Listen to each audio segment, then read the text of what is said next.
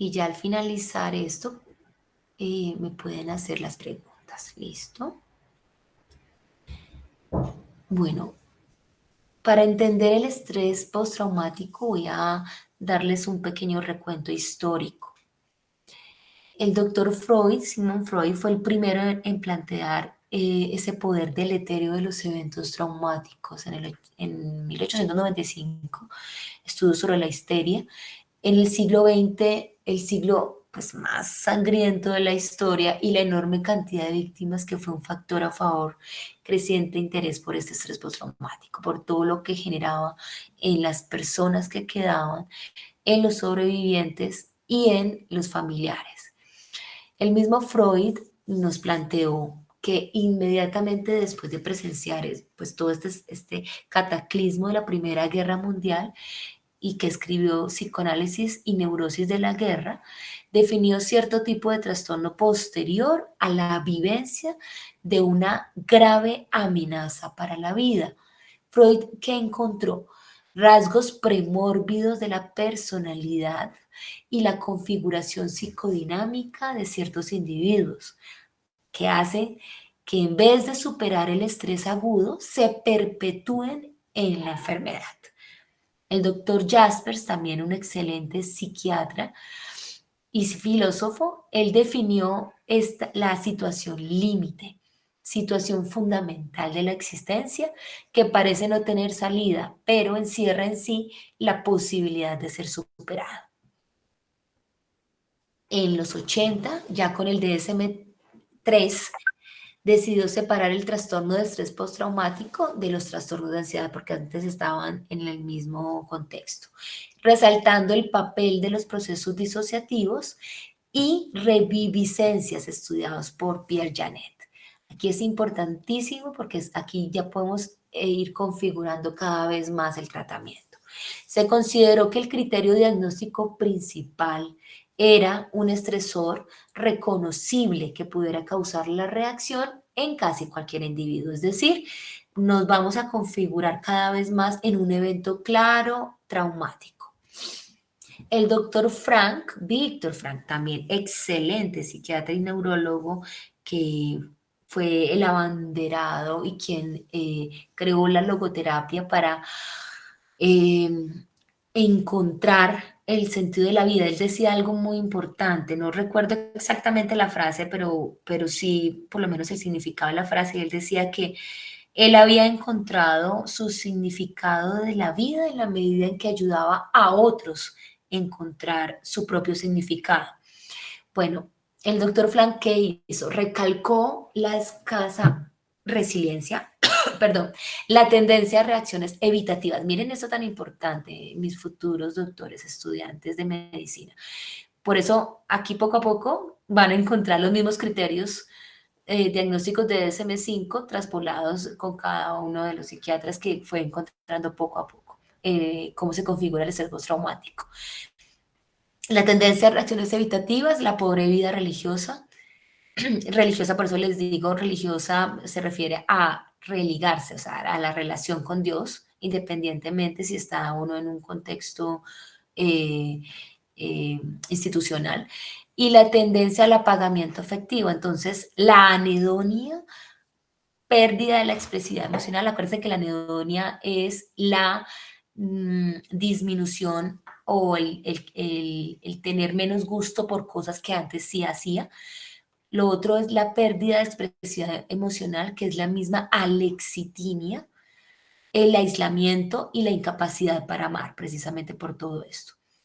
De quienes eran proclives a desarrollar un trastorno por estrés postraumático.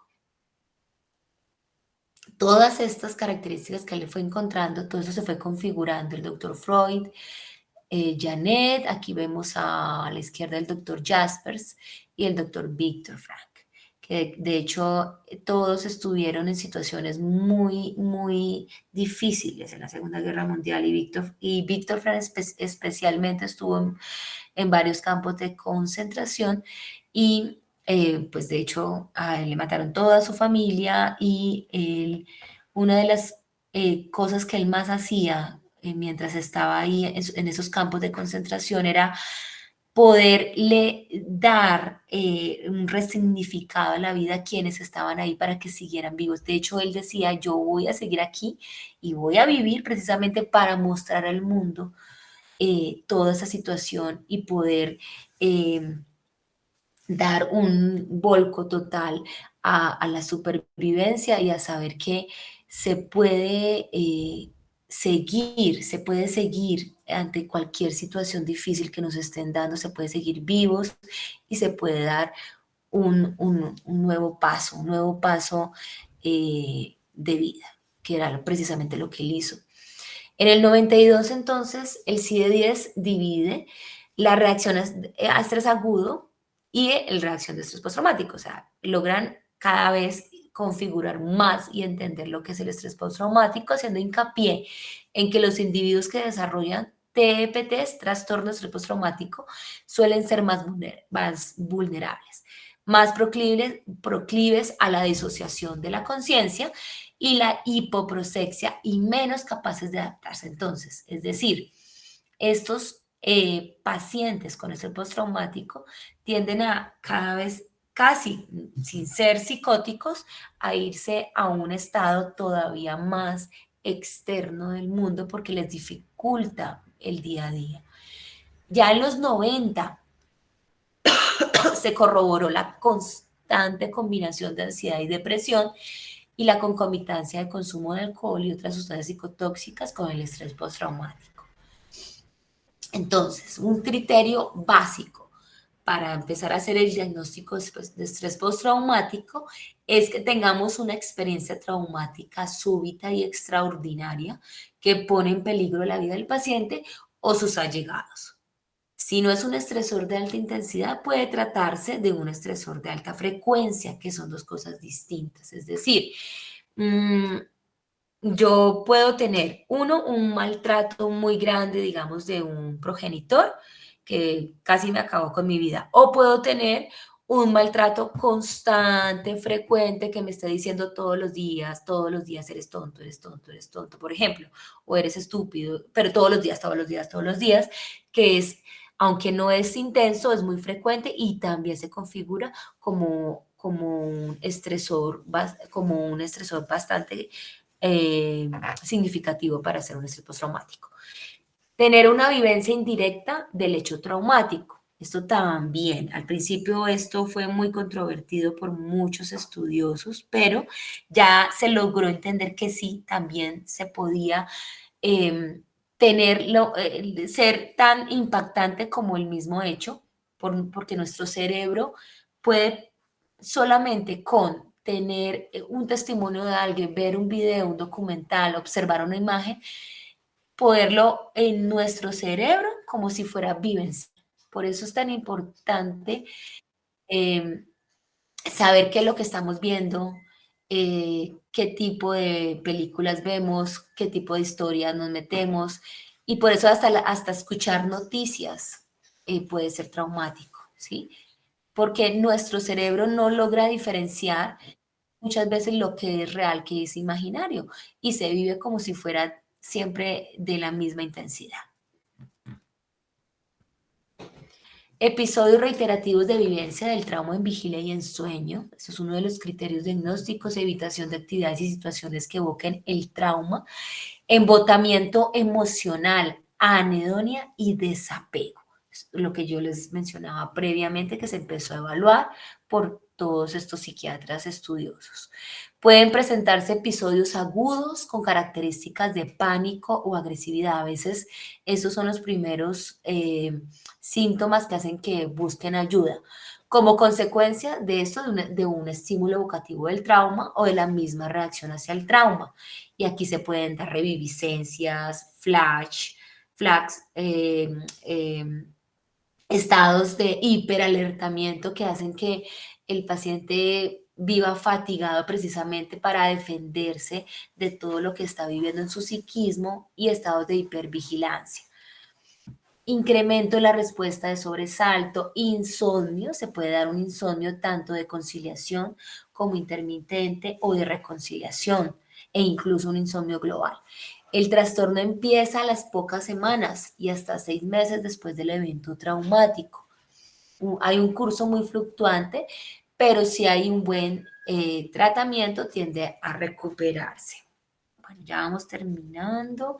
Pesadillas que evocan el trauma, evitación de las situaciones que evocan el trauma, la anedonia, la hiperactividad vegetativa, que es muy frecuente, los síntomas depresivos y ansiosos, puede haber ideación suicida, puede deteriorarse el funcionamiento general del paciente, taquicardia, hipertensión arterial, elevación pues de todas las metabolitos de aminas biógenas en orina, incluso se pueden encontrar concentraciones muy altas o muy bajas de cortisol en la orina, incremento del sueño REM. La experiencia traumática puede revivir traumas infantiles e incluso conectarse con esos traumas por medio de las mismas canales o redes neuronales y generar comportamientos muy regresivos. Puede haber sentimientos de culpa, vergüenza e incluso lo que yo les mencionaba inicialmente, esa lexitimia. Puede generarse trastornos muy psicosomáticos, sobre todo en los más jóvenes o en los adolescentes y en los niños. Pueden empeorarse enfermedades autoinmunes, puede generarse una personalidad cada vez más temerosa, hasta hacerse incapaz de distinguir realmente lo peligroso de lo que no es. Y hacer fobias sociales a veces muy difíciles de manejar. Personas que pudieron ayudar y ser solidarias, esos son otros rasgos clínicos y que se ha encontrado y que se ha evidenciado que sirve mucho, es que quienes han actuado en este tipo de estados eh, hacen menos posibilidad de hacer estrés postraumático. Quienes hacen anticipaciones cognitivas y tienen más flexibilidad cognitiva se afectan mucho menos. Estas dos cosas son bien importantes de entender. Una pobre red de apoyo social y familiar se asocia a un peor pronóstico. Pobre vida religiosa se asocia a peor pronóstico. Pobre esperanza se asocia a peor pronóstico. Un carácter simple y optimista pues da a un mejor pronóstico, por ende. Permanecer mucho tiempo en campamentos de refugiados o damnificados se asocia a una cronificación porque hace que se dé como una retraumatización constante. Puede darse crisis de pánico, los síntomas pueden variar dependiendo de la frecuencia e intensidad. Factores que condicionan la gravedad y la tendencia. Es importante saber la duración, la proximidad, magnitud de las pérdidas, estructura de la personalidad previa. Y bueno, antes de llegar al tratamiento, quiero que ustedes revisen muy bien los criterios de DSM-5. A mí me gustan mucho los del CIE-10 porque son a veces mucho más integrados, pero ambos son muy buenos. En el tratamiento, que es importante, debe iniciarse rápido tan pronto las víctimas estén a salvo y se hayan atendido sus necesidades básicas. Aquí es importante, muchas veces se ha hablado que la psicoterapia de grupo es vital y es fundamental empezarla desde el principio porque nos ayuda a que no haya un aumento de la victimización, o sea, como decir, no solamente me pasa a mí, sino a otros. El EMDR es un proceso psicoterapéutico, es todo una de las formas en las cuales se ha logrado hoy en día que se dé realmente un tratamiento mucho más específico a los pacientes que estén con un estrés postraumático o que tengan traumas complejos. La psicoterapia individual nos puede ayudar muchísimo en este caso cuando ya se ha reprocesado muchos eventos traumáticos en el cerebro, luego empezamos con la logoterapia. En muchos casos la psicoterapia de pareja y familia la necesitamos para que nos dé esas redes de apoyo en estos pacientes. Puede usarse medicación para controlar la sintomatología, en muchos casos si es necesario, claro que sí, y medidas de acción comunitaria y social. Optimizar las condiciones de vida en general, promover acciones que promuevan un sentido de vida. Obviamente está clarísimo que todo lo que sea el arte, el deporte, todo lo que podamos sublimar nuestros estados actuales de dolor o de sufrimiento, es claro que nos va a ayudar muchísimo en este proceso y en este tratamiento. Corregir situaciones de desplazamiento y desarraigo, evitar situaciones de violencia, ojalá en esos refugios y campamentos. Y por último, para terminar, es importante siempre continuar el proceso psicoterapéutico, aunque ya se haya resuelto el evento traumático. Muchísimas gracias.